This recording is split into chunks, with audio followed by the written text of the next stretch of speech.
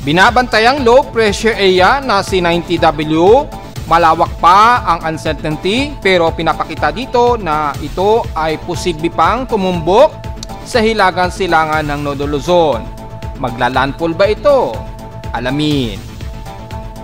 At low pressure area na si 92W o tropical depression naman sa kategorya ni Pag-asa.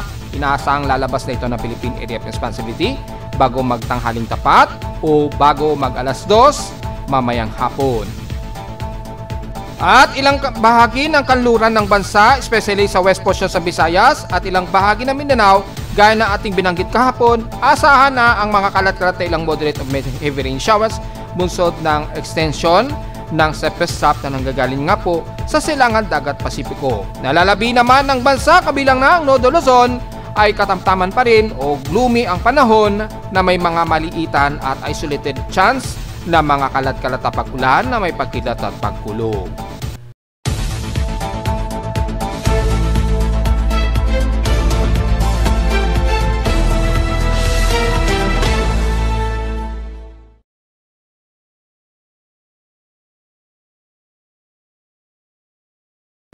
Hello, good morning mga folks. Welcome po muli sa ating daily weather bulletin at analysis para sa araw ng Martes, August 19, 2025. Ang oras nating boss may maga, alas 10:48 na ng umaga.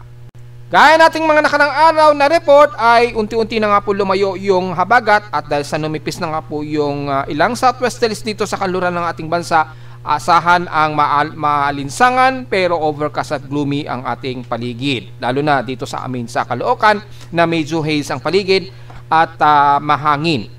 Siyempre dahil nga pa rin patuloy ang habagat pero nagiging tuyo o dry na naman ito. Mababa na naman ang saturation na dala ng hanging habagat dito sa kanlurang kalupaan ng bansa. Especially dito sa Northern Luzon, kabilang na ang Metro Manila and the rest ng Southern Luzon. So hindi pa rin mawawala ang mga maliitang forecast ng mga pag-ulan ha, lalo na sa mga afternoon showers natin, kagaya din na dati kapag bumababa ang temperatura natin sa hapon o sa gabi.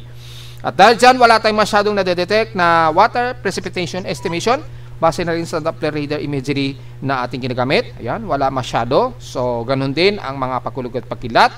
Medyo kalmado ngayon ang detection ng ating lightning detection system. Pero kung sisilipin pa rin natin yung real-time na lightning detection natin, sa ngayon ay meron tayong 6 na nadedetect na lightning strokes within vicinity sa bansa. Pero ito ay nadetect kasalukuyan dito sa may bandang Sabah, Malaysia. Yan. Interest wala naman.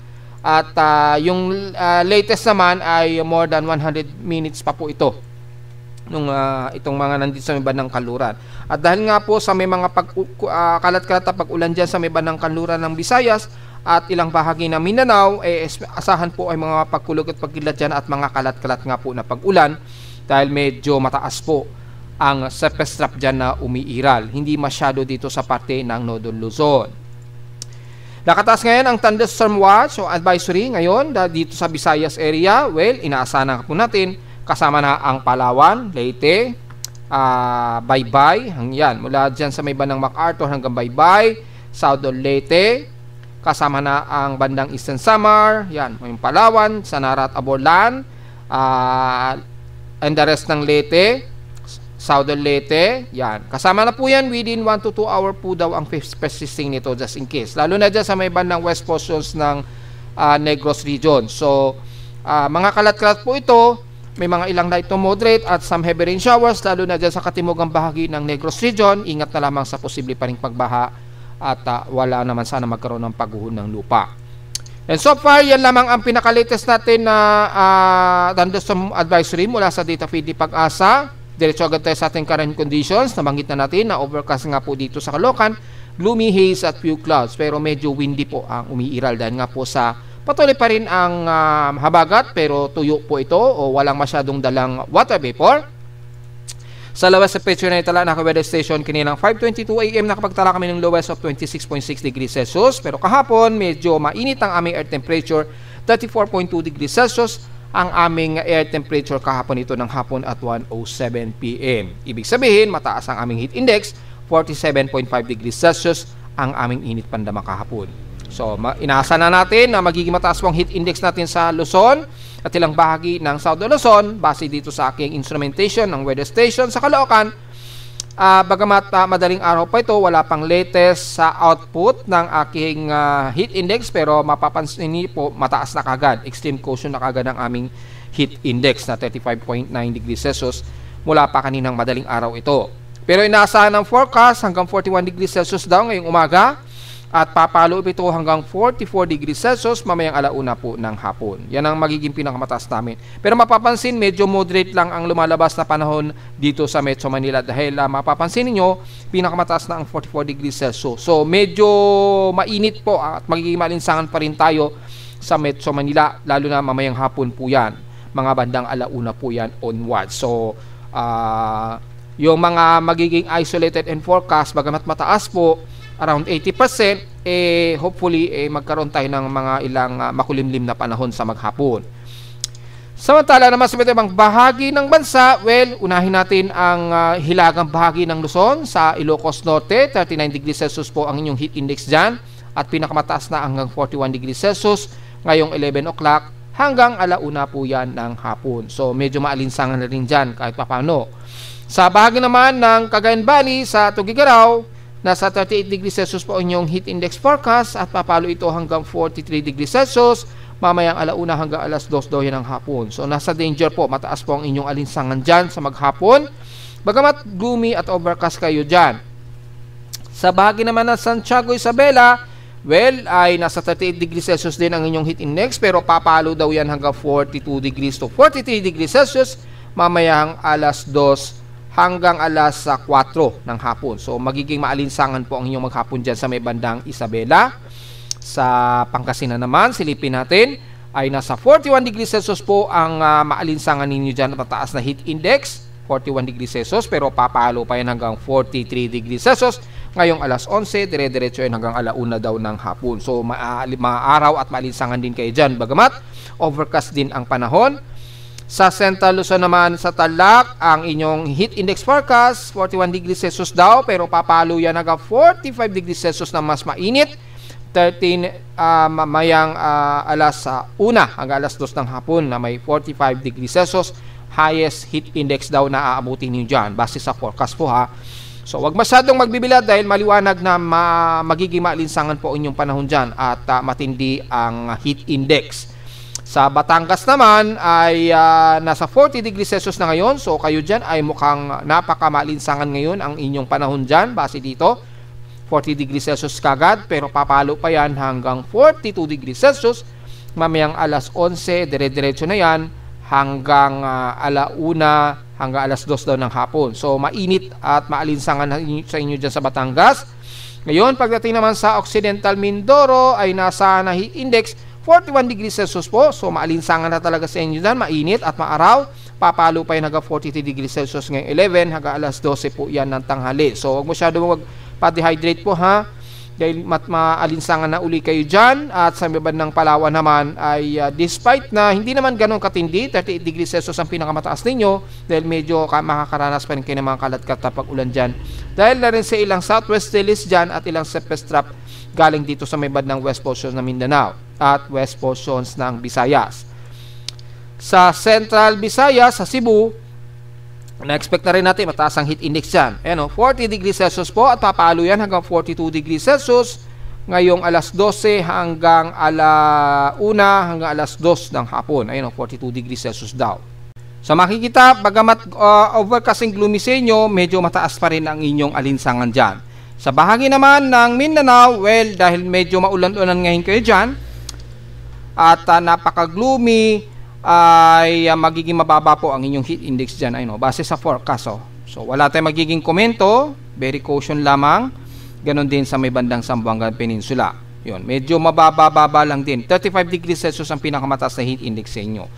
So sana lalabi ng Northern Luzon hanggang bandang Visayas, medyo mataas po ang ating heat index, maliban sa bahagi po ng Mindanao area. So mapapansin natin, medyo malayo ang daloy ng malawakang habagat ngayon. Pero meron pa rin tayong southwesterlies, kaya nga lang tuyo ito o hangin lamang ang dala, walang masyadong water concentration.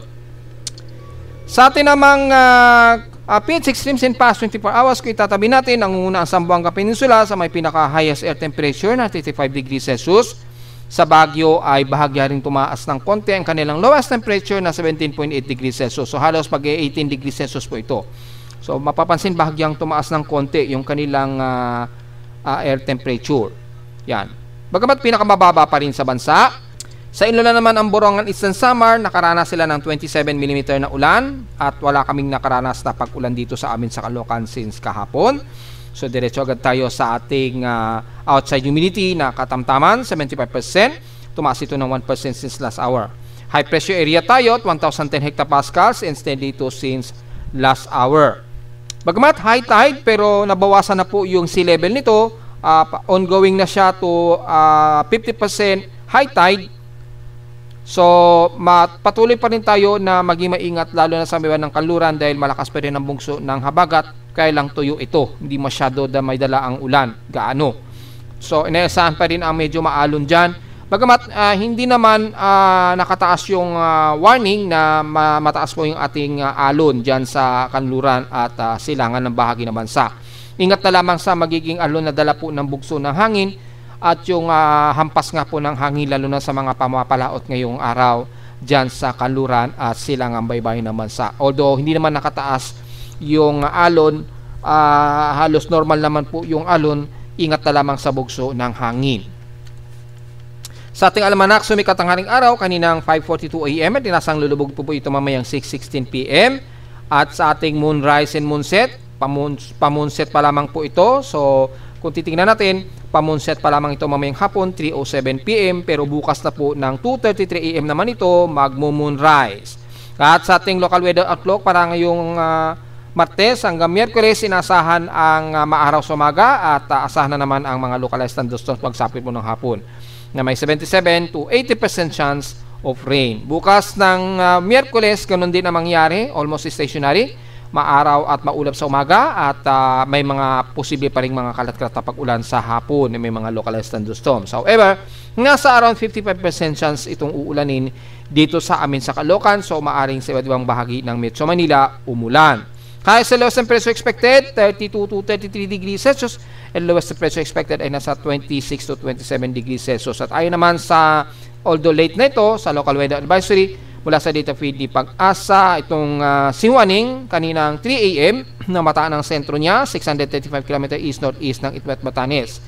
Ngayon, nasa around 670 km east-northeast na ito ng Itbayat, Batanes. So, hindi masyado nagkakalayo ang distansya mula kaninang madaling araw. So, almost stationary sa dyan. Na may maximum sustained wind na 55 km per hour pa rin at bugsong 70 km per hour under tropical depression pa rin yan ayon kay Pag-asa. So, inasa natin sa ating short-term weather forecast hanggang this coming weekend nga po ay magiging partially cloudy pa rin ang ating maghapon at mga isolated rain showers dito sa bahagi po ng Luzon. So, ine-expect po natin yung mga kalat-kalat na pag-ulan na may pagkilat at pagkulog pa rin maghapon. Although, meron tayong space weather status, silipin po natin dahil meron tayong onset, pero 8:41 AM po ito nag-alert message. Minor lang naman ang impact nito, so 65 degrees geomagnetic latitude, so may mga ilang mahihinang power grid fluctuations pa rin. Bagamat maliitan ng tsansa nito. May visible aurora tayo na may latitudes between Canada and Alaska. So, yun lamang ang magiging effect nito. At mula sa ating NOAA KP Index naman, inaasahan hanggang G1 geomagnetic storm daw ang aasahan natin hanggang 5 KP Index ngayong araw. At sa loob ng 3 araw hanggang bukas na August 20 ay maaaring magkaroon pa rin tayo ng G1 geomagnetic storm or hanggang 4.67 KP Index. Mababa naman na solar radiation, ganun din ang radio blackout effect. Well, bakit ganun? Dahil kung titingnan natin, halos wala namang masyadong malaking cluster o sunspot ang ating haring araw. Napakaliit lamang yung mga sunspot. So, medyo safe po tayo, kaya mababa po yung sunspot number na 73 lamang ang lawak. Pero may mga naglararong mga nowcast index tayo na hanggang unsettled to active na geomagnetic field. Pero wala tayong inaasahan na X-ray events. Wala po. Wala tayong X-ray events. At maging sa ating GOS X-ray flux, wala namang masyadong ganap gaano. Yan. Medyo wala namang masyadong malaking effect Below R1 naman ito. So, nasa under C lamang ito o A. So, walang gaanong matitinding geomagnetic o X-ray flux events. Ganon din sa solar photon flux. Pero silipin natin yung 7 days. Nagkakaroon ng bahagyang propagation yung photon flux nitong August 14. Pero normal lang naman yan. Hindi naman pumalo yan ng at least warning level. Yung kanyang 10 mega electron voltage niya. So, yung magnetic activity natin sa kasalukuyan ay nasa KP3 index tayo to 4. So, expected daw na posibleng umabot daw yan ng G1 geomagnetic storm ayon dito. So, medyo nakakahinga pa ng maluwag ng ang ating magnetosphere. Bahagya lamang siya na di-distort. May mga ilang significant impact. Pero hindi naman ganun kalakasan ang malakas na velocity impact ng solar wind. Yan. Kasi yung solar wind, kung titingnan natin, normal naman yung ating solar wind. At sa ating ionospheric TEC range, wala namang masyadong epekto sa Mid-Pacific at Western Pacific. So, normal din. At normal din naman yung auroral activity. Bagamat may sinasabi nga po sa bandang Canada, magkakaroon ng at least minor siguro to moderate, at least 50% na probability of auroral vision. So, well, normal lang at halos moderate lang naman siguro ang effect nito. Dahil, yun nga, wala tayong masyadong sunspot na nakikitaan ngayon sa haring araw. Kaya kung titingnan ninyo yung propagation ng solar wind sa ating plasma density ay manipis na manipis lamang ito.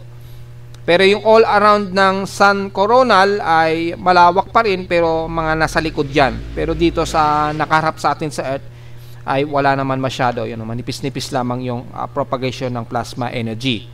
So, ganun din, wala tayong D-region absorption. So, wala tayong magiging komento masyado, pero expected pa rin na mababa ang high frequency conditions between 10 to 12 meters po sa umaga maging sa gabi. So, diretso agad tayo sa ating ginagamit ng satellite imagery mula rito sa pinaka-Himawari GMA. Makikita natin ang buong Northern Luzon. Na overcast and gloomy pa rin ang paligid, bagamat halos karamihan, moderate naman at ilang fairly weather. So, asahan na medyo mas maaraw tayo ngayon at medyo hot humid ang paligid. Lalo na sa ilang bahagi dito ng bandang Cordillera at Ministry Region, ilang bahagi ng Ilocos Norte, Benguet at ilang bahagi ng Pangasinan. However, maya-maya nagiging partly cloudy to mostly cloudy po tayo. Magkaroon man ng mga kalat-kalat pag-ulan, mga light to moderate showers ang naka-isolated naman dito. So may mga maliit ang chance na at least 55% chance na ulanin. Pero okay na rin yan. Sa ngayon ay magdala po na kayo ng payong dahil sumusulpot-sulpot pa rin ang tirik ng araw dyan sa buong bahagi ng Northern Luzon.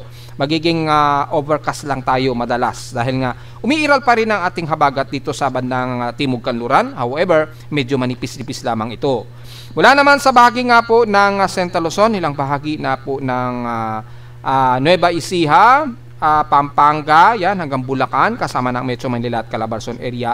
Overcast and gloomy rin tayo pero nagmo-moderate din minsanan ang ating paligid ngayon. So, nagsasaturate o very overcast ang ating panahon ngayon. So, medyo randomized po yung ating magiging lagay ng panahon. Pero yung chance nga po ng pag-ulan, gaya na ating sinasabi, naglalaro lamang sa at least 55 to 80% chance. At karamihan, mga ilang light to moderate showers lamang na base dito sa satellite imagery. Walang masyadong heavy rain potential tayo nakikitaan. So, base dito sa pinaka-visible satellite, kung gagamitin natin yung Himawari Sat ng Pag-asa, ayon sa data feed, ayan, makikita natin manipis lamang yung mga kaulapan. Ayan, so, mga overcast lang ang madalas. Kabilang na ang bahagi ng South Luzon, kasama na ang Bicol Region and the rest ng Marinduque, Romblon, Masbate, Burias Island at ilang bahagi nga po ng Mimaropa. However, bukod sa bahagi ng Mindoro na medyo overcast at moderate, pero pagdating sa bandang Palawan ay nakakaranas po kayo ng ilang moderate and heavy rain showers. Kabilang na ang Puerto Princesa hanggang Batara sa Balabac po. Ingat po sa mga biglaang pagbaha at pagguho ng lupa kung sakali. Pero tingin ko ata ang Palawan, matigas na bato naman yata yung mga paligid dyan. Para sa kasing napaka-hardened na limestone, karamihan daw dyan. So, mababa ang sansa ng pagguho ng lupa, pero wag natin baliwalain pa rin, lalo na sa may mga malapit na matataas na kabundukan dyan. Yun. So, mag-ingat pa rin po dahil siyempre ang ulan, hindi pa rin ma-underestimate yan na posible pa rin niyang palambutin ang lupa dyan, lalo na sa medyo matataas na burol na area. So, ingat pa rin po kayo sa may bandang Palawan pa rin at kasalukuyan kayo nakakanaras ng mga moderate heavy rain showers. Mga mauulap lamang ang umira din sa may bandang Coron, El Nido, pero pagdating nga po sa may bandang Puerto Princesa pababa, magiging moderate at heavy rain showers kayo dyan. The rest naman ng Visayas, kaya nating binanggit kanina, bandang kanluran, although medyo nagmo-moderate po ang himpapawid, asahan pa rin ng mga isolated rain showers and localized thunderstorms sa ilang bahagi ng kanluran ng Panay Island. However, nagmo-moderate naman kalimitan ang parte ng Aklan at bandang Capiz at Antique. So magdala pa rin ng payong dahil sa bukod sa tinding sikat ng araw ay mga di inaasahang isolated rain showers sa hapon, sa gabi o madaling araw. Kasama ng Iloilo, pagtawid na ng Negros region, mula Bacolod, pababa na yan ng bandang Sipalay. At sa Negros, sa Oriental naman, mula dyan sa may bandang Canlaon, pababa na yan ng bandang La Libertad, Bais, hanggang dyan sa Dumaguete na pinatulon-dulo na yan ng Siaton. So, magkaroon lamang kayo ng mga isolated rain showers kabilang na ang buong Cebu, Bohol, at Siquijor. Mga ilang patak lamang o mila ang sandalian na buhos lamang ng ulan na hindi tumatagal ng 30 minutes. Ganon din sa buong bahagi ng Leyte, may mga ilang kalat-kalat lamang na pag-ulan, na ilang moderate and heavy rain pero titigil din kaagad. Pero nangunguna po ang ilang moderate at mostly nagiging katamtaman ng panahon. May ilang partly cloudy lamang ang iiral sa buong nalalabi ng Leyte, kabilang na ang Southern Leyte at Northern Leyte, kabilang na ang isla dyan sa may bandang Biliran. At patawid na yan ng bandang Tacloban hanggang dito sa may bandang Southern part ng Samar, mula Guian Eastern Samar, pataas na ng Eastern Samar yan, kasama ng Borongan, Dolores, pataas na yan ng bandang Lawang, Northern Samar. Nakatamtaman po, ilang partly cloudy lamang, pero mangunguna po ang hot humid na panahon sa halos maghapon. Pero hindi mawawala po ang mga isolated rain showers kapag lumalamig po yung temperatura, tataas po yung saturation ng water vapor, at maaring mag-boost pa rin ng mga kalat-kalat na pag-ulan dyan sa hapon, sa gabi, o madaling araw. So, generally, halos moderate ang panahon sa inyo dyan sa buong Visayas. May mga ilang kalat-kalatan pa rin pag-ulan ang iiral. Pagdating naman sa Mindanao, bunsod po ng monsoon surface trap, hindi monsoon trap dahil wala naman pong bagyo dyan. So, yung surface trap dyan, halos ITCC development, halos po yan, nagkakaroon po ng mga kalat-kalat na pag-ulan, moderate to heavy rain showers po mula sa kalurang bahagi nga po ng Palawan at ilang bahagi nga po sa dulo ng Basilan at Tulusulu. Ingat na lamang sa mga posibleng pag-upa rin ng lupa dahil maging bahagi ng Zamboanga del Norte, Zamboanga del Sur, and the rest ng Zamboanga Sibugay. Maging dyan sa bandang pagitan nga po ng Oriqueta sa may bandang Misamis Occidental at Lanao del Norte, magiging overcasting gloomy pa rin, so isolated rain showers and localized thunderstorms pa rin ang iiral. Siyempre, hindi lusot ang taga General Santos City at Sarangani sa makakaranas ng mga ilang moderate and heavy rain showers. Scattered isolated po ito maging sa buong bahagi nga po ng Sorsogen. Kabilang na ang Barm, so buong South Cotabato na yan, Sultan Kudarat, hanggang dyan sa bahagi nga po ng hilagang bahagi ng Maguindanao del Sur, Maguindanao del Norte, and the rest ng bahagi nga po ng Lanao del Sur. Bagamat dito sa may bandang Lanao del Sur, medyo nagmo-moderate po ang panahon ninyo. Hindi kagaya dito sa ibaba ng Barm o buong Sorsogen area. Sa Davao region naman, magiging maulap at kalat-katin ang pag-ulan, lalo na dito sa bahagi nga po ng Davao Occidental, mula Jose Aban Santos, pataas na naman bandang Malita, Malalag, hanggang dyan sa may bandang Santa Maria. Kasama na ang Kiblawan sa Davao del Sur, Bansalan, at boundary ng Davao City. So, kasama na ang bandang Kapatagan. Bagamat nagmo-moderate na po pagdating din sa bandang Davao del Norte. So, ang City of Davao magiging overcasting gloomy kayo dyan. So, hindi mawawala ang mga kalat-kalat na pag-ulan. Bagamat light to moderate ang mas madalas na iiral. Ganon din sa bahagi ng Governor Honoroso, sakop ng Davao Oriental at kabilang na ang Davao de Oro na magiging katamtaman ng panahon. Kalat-kalat din ang mga ulan sa maghapon, sa gabi o madaling araw. Mostly isolated ito. Pero pagsapit ng bandang Surigao del Sur, mula dyan sa may bandang Bislig, Hinatuan, and the rest ng Surigao del Sur, Surigao del Norte, at Caraga, o halos buong Caraga, kasama na Agusan del Sur at Norte, ay magiging kalat-kalat ang mga isolated light to moderate and some heavy rain showers po. Ingat sa mga biglaang pagbaha, kung sakaling biglang malakas ang buhos ng ulan sa inyo dyan. Lalo na dyan sa may bandang Agusan del Sur po yan, between ng Tacloban, San Luis, Prosperidad, yan, kasama na ang San Francisco, La Paz, hanggang Loreto. Ingat na lamang po sa posibleng pagbaha at pagguho ng lupa. Pero kaklusterize lamang po ang magiging pag-ulan dyan. Titigil and then bigla maya-maya kukulimlim na naman at magkakaroon ng mga pag-ulan. So, ingat na lamang mga folks and the rest ng Northern Mindanao mula Misamis Oriental, kasama na ang isla ng Camiguin, Cagayan de Oro, hanggang dito sa boundary nga po ng Lanao del Norte. Bagamat katamtaman ay magiging partly cloudy to mostly cloudy o overcast ang panahon, so expected pa rin ng mga di inaasang isolated light to some moderate showers at localized thunderstorms maghapon. So generally medyo overcast po tayo at medyo gloomy sa nalalabid na bansa, baging sa bahagi nga po ng Nodo Luzon. Puro kalat-kalat na pag-ulan ang iiral, bagamat medyo umiiral nga po ang sapesap dito sa may bandang Mindanao na halos ITZZ development ito. Disorganized nga lang ang umiiral. Dahil nga po may binabantayan nga po tayong low pressure area dito sa may bandang katimugang bahagi ng Guam na mabilis ang pagkilos niya. Halos nandito na yan sa may bandang boundary ng Philippine Area of Responsibility sa Silangan. So medyo magbabantay-bantayin po natin ito. Yung water vapor mula sa bandang dagat Pasipiko natin medyo mataas po kasi. Dahil mayroong concentration nga po ng developing of low pressure area nga po dyan na binabantayin natin mga folks. Kaya yung pinaka-remnant trough nito umaabot sa may bandang Silangan nga po ng Visayas at Mindanao. So expected po ang mga kalat-kalat at isolated rain showers sa maghapon. Ayun, yung water vapor po ng precipitation estimation mataas. Lalo na dito sa may bandang Southern Visayas at Mindanao. So importante po ang payong sa maghapon mga folks. Diretso agad tayo sa ating ginagamit na tropical cyclone sector o computer generated tropical cyclone sector. Makita po natin itong si Bagyong Juaning na tinawag ni Pag-asa. Base ngayon sa aking tropical cyclone sector, naka-exit na nga po ito ng Philippine Area of Responsibility ngayong umaga. So base rito ay 9:15 AM, so mga 9 o'clock ay umexit na raw ito ng Philippine Area of Responsibility. Pero hintayin natin po ito kung talagang umexit na ito, baka magkaroon ng rejolting. So titingnan po natin kung tuloy na itong umexit. Double check natin sa ating field proof data. Kung gusto nyo yung pinaka mas accurate na proof data ay titingnan nyo po dito. Kasi ito official ito ng NOAA. Makikita nyo po umexit na nga po siya as of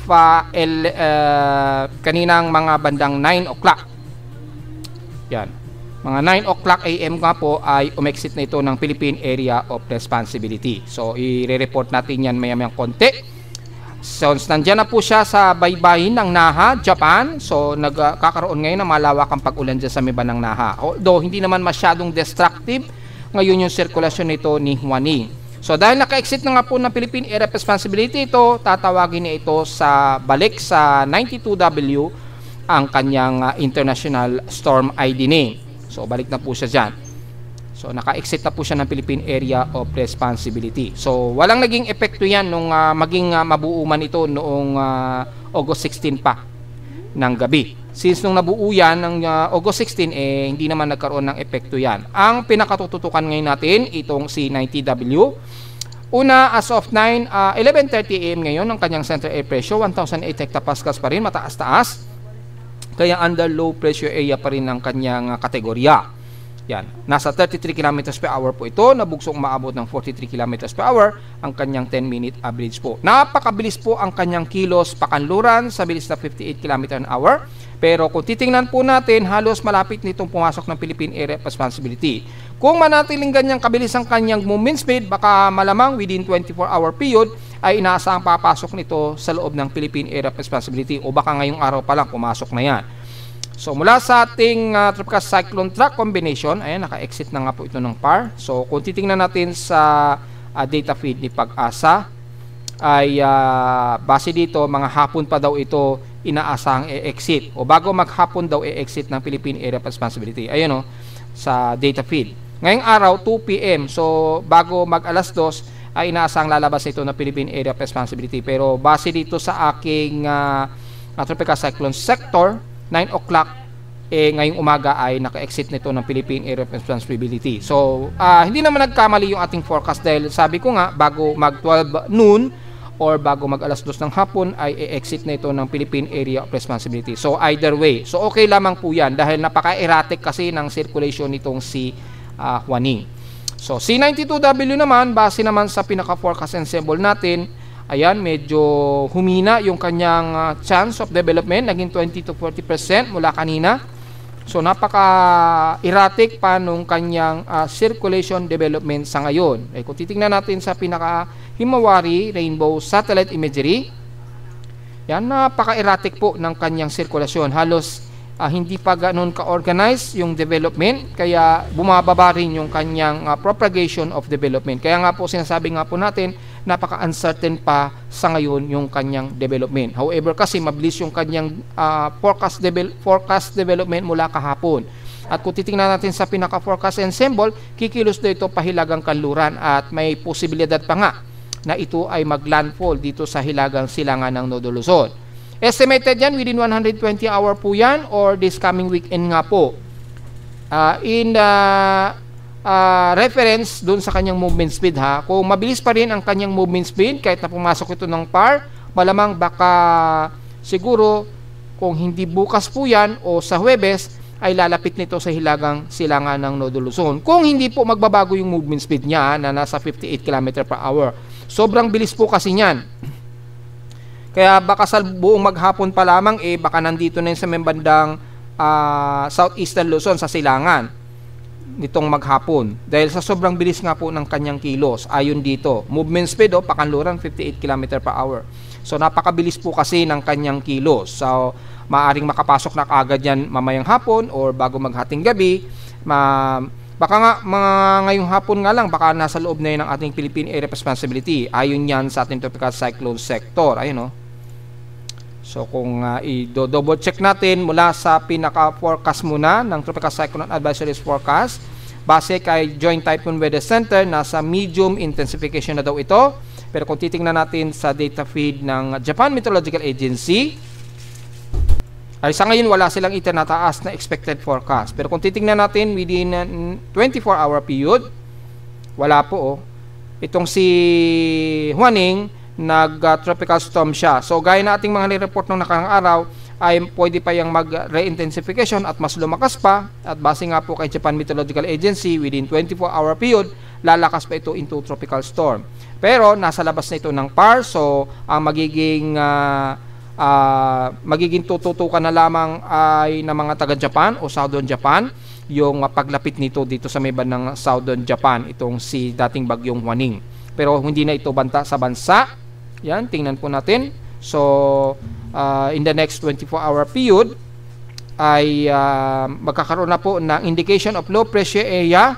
So by the next 24-hour po yan. Pero mataas po yung kanyang atmospheric pressure. Yan yung tinutukoy ay si 90W nga po. So mababa pa rin yung progress of forecast niya.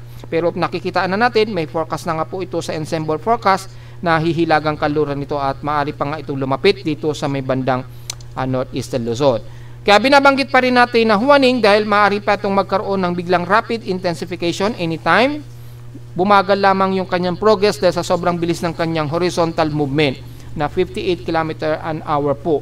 Kaya medyo naghihinder yung kanyang intensification. Ngayon, pag medyo bumagal po yung movement niya, dyan maaari pa itong magkaroon bigla ng rapid intensification. So, posible pa siyang magkaroon ng rapid intensification pagkapasok nito ng PAR within or next 24-hour period.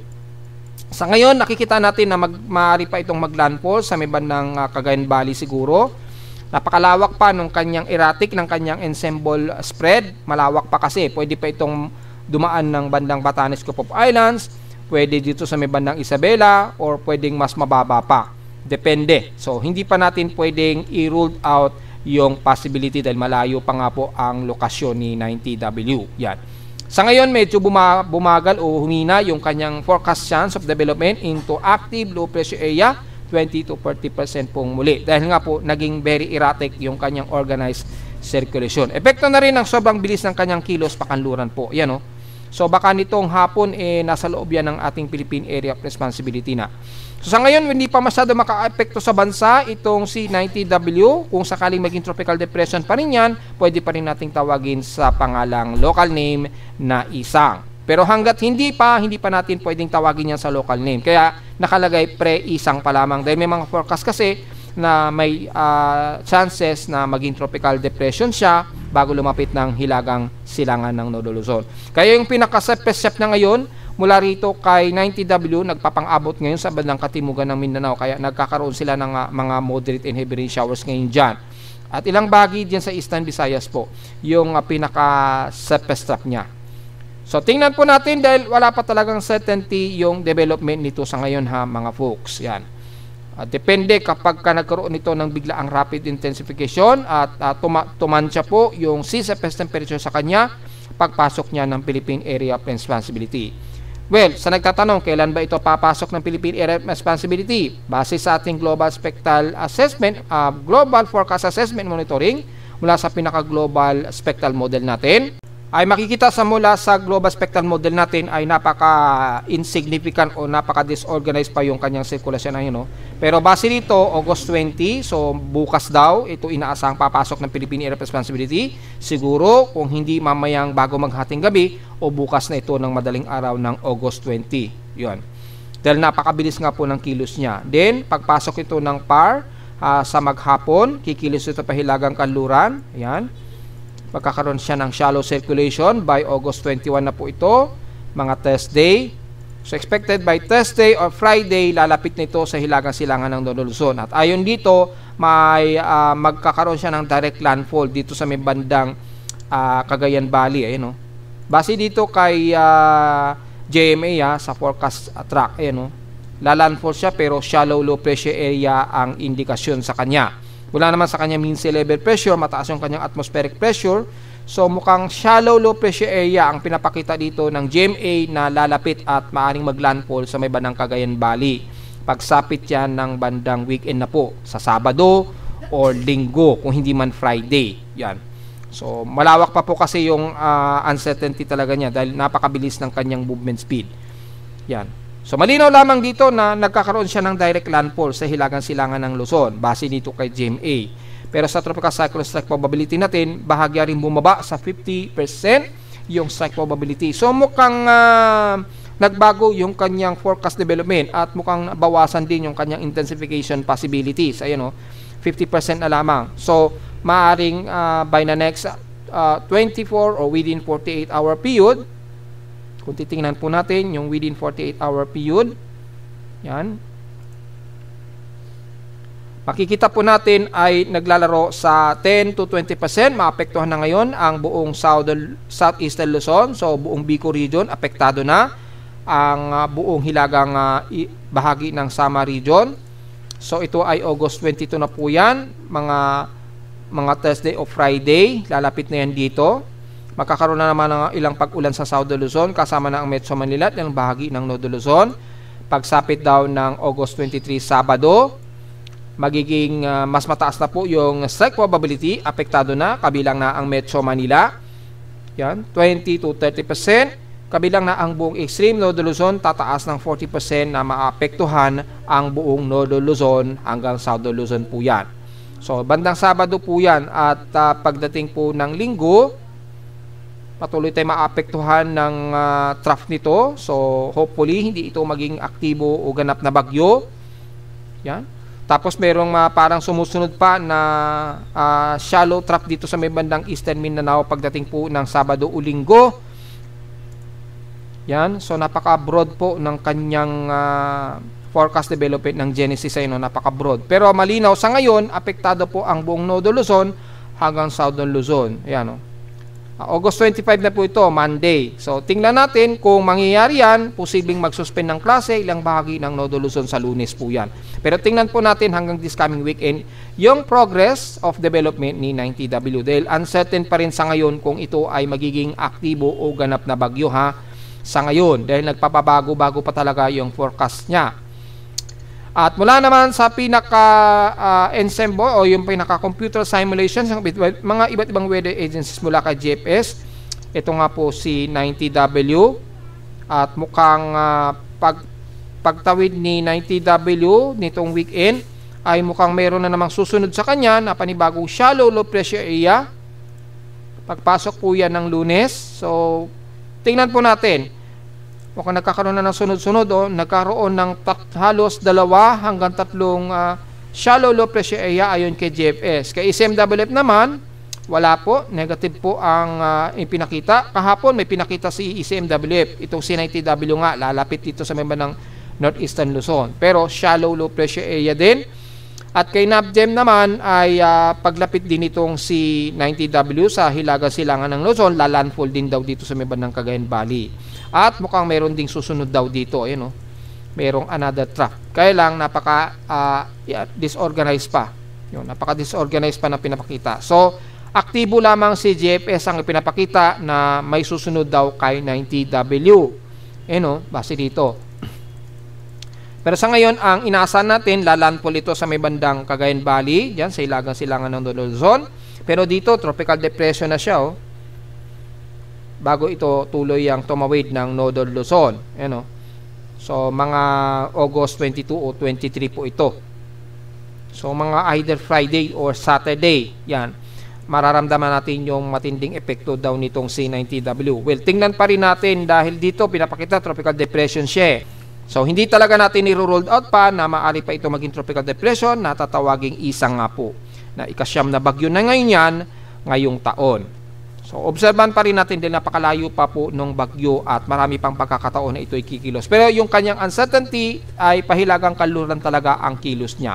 Napakabroad nga lang nung spread ng kanyang ensemble, kaya marami pa pong pagkakataon na mag-iiba-iba pa yung magiging paglapit nito sa may bandang Luzon. Pwedeng mas mababa o pwedeng magbabatanis po ang tumbok niya. So, malawak pa. Hindi pa talaga natin pwedeng i-ruled out kung ano talaga ang pinaka-significant na magiging kilos ni 90W. Pero maliwanag na maaaring this coming weekend nga po or bago mag-Lunes ay maapektuhan na po ang buong South Luzon, kabilang na ang Calabarzon, Metro Manila at ilang bahagi ng Central Luzon at Extreme Northern Luzon this weekend. So medyo mag-ready-ready pa rin tayo mga folks kahit papaano, dahil maaaring magdala pa rin yan ng malawakang baha kahit na ito ay shallow, low pressure area lamang, kung sakali lamang na yun lamang ang itataas niya this coming weekend. Samantala sa Ulit Lindol, malinis naman ang aking seismometer sa Caloocan. Wala naman tayo na-detect na medyo malakas-lakas na mga panginig. So diretso agad tayo sa data feed DP box mula kaninang madaling araw. Wala rin sa ngayon silang na-detect na at least isang magnitude 4 plus mula kaninang madaling araw. So wala rin tayo masyado maikokomento rin. Pero marami po ang mga minor earthquakes na ngayon na nagka-clusterize ngayon. Kalimitan sa may bandang Mindanao na naman at dumadami na rin sa may bandang pagitan po yan ng bandang Lubang or pagitan ng Mindoro o Batangas. Medyo dumadami na rin yung cluster dyan. So medyo alisto pa rin tayo mga folks, despite na mahihina at mahihina lamang ang mga pagyanig po. Wala naman sa pinaka-historical earthquake natin kung bibilangin natin yung total earthquake ngayong araw. For the month of August, of course, load po natin kung nakakailang total earthquakes na tayo. Lagpas na ba ng 500? Nasa total of 578 na nga po. So, lagpas na siya ng 500. 578 po yung total earthquakes natin ngayong buwan. 559 dito is magnitude 2.0 pataas. 17 sa magnitude 4.0 at nanatiling dalawa ang ating magnitude 5.0 na nandito pa lamang sa may Mindanao. Wala pa tayo na italang at least isang magnitude, kahit isang magnitude 5 sa hilagang bahagi naman especially sa Northern Luzon hanggang South Luzon. So far, wala pa. So maging alista pa rin po tayo despite na kukunti pa rin ang total earthquakes natin sa Luzon, hindi kagaya sa may bandang katimugan na bansa, especially sa may bandang Mindanao po. Hindi naman natin masisisi dahil mas marami pong underwater volcano dyan sa ilalim ng karagatan ng bandang General Santos, sa karagatan po niyan. Pagitan yan ng bandang Malaysian Peninsula po o Indonesian Peninsula. So, hindi kagaya sa may bandang Luzon, yung magiging concern lang natin yung epekto o galaw po ng ating mga bulkan at yung mga tectonic plate dyan sa kanluran. Yun lamang po. So, wag pa rin natin kakalimutan na maging handa at all times. Samantala, sa hydrological monitoring natin sa dam historical data, nakabukas po yung gate kay Ambuklaw Dam at Binga Dam ngayon. Tigda 2 gate ang nakabuka. So nagre-release sila ngayon mula kahapon 751 meters ang water level ni Ambuklaw at ngayong araw ay 751. So konti lamang ang nabawas at 0.99 meter lamang ang nakonsumo. So makikita natin mula sa pinaka high normal level niya na 752, hindi naman ganoon ka-critical yung pag-apaw niya. Pero nagre-release sila ng sobrang tubig. So siguro mayroon silang routine na ginagawa po yung hydrological center ng Ambuklaw. Ganon din kay Binga Dam, 572.6 meters po ang taas ito. Mula sa 579 normal na bago ito mag-critical para umapaw. So hindi naman sa sobrang critical pero nakabukas po yung 2 gates nila. So baka mayroon silang daily routine lamang o maintenance na kailangan nilang magbawas po ng sobrang tubig siguro. The rest naman ay wala namang masyado at makikita natin dito ay sapat lamang ang level ng ating mga dam ngayon sa buong bansa. So wala tayong masyado magiging komento at kung titingnan po natin yung status ng Magat at Angat Dam, ay napakasapat naman ng kanilang water reserves. Yan. So kung i-all in all natin ang buong taon, makikita po natin mula kay Magat Dam at Ipo Dam, Magat Dam at Angat Dam ay sapat naman yung kanilang water level ngayong buwan. Ayun o. So normal naman po. Wala naman tayong magiging komento din masyado mga folks. Yan. So kung iloload natin sila Mesa Dam, stable naman yung water level ni La Mesa Dam, so wala rin tayong magiging komento. Kay Ipo Dam, normal din. San Roque, ito, mula sa pagiging critical niya, biglang recover siya bigla, oh, nung nagkaroon tayo ng bagyo at sunod-sunod na nagkapag-ulan sa may bandang San Roque Dam. Yun, biglang recover siya kaagad mula sa pagka-critical nito since June 30. Then pagpasok po ng July na nagkaroon tayo ng mga pag-ulan, tumaas na ito starting July 23 po yan onwards. Yan. So bumalik siya sa pagiging 575 around yung kanyang water level niya. Ang laki ng naging slope niya. Yan. Yan po yung status si San Roque Dam. Kay Ambuklaw naman, normal din. So wala po tayong masyadong komento sa mga dam natin sa bansa. Sapat naman po yung kanyang water reserve so far. At narito naman ating 3-day 20 weather forecast para sa araw ng Martes, August 19, 2025.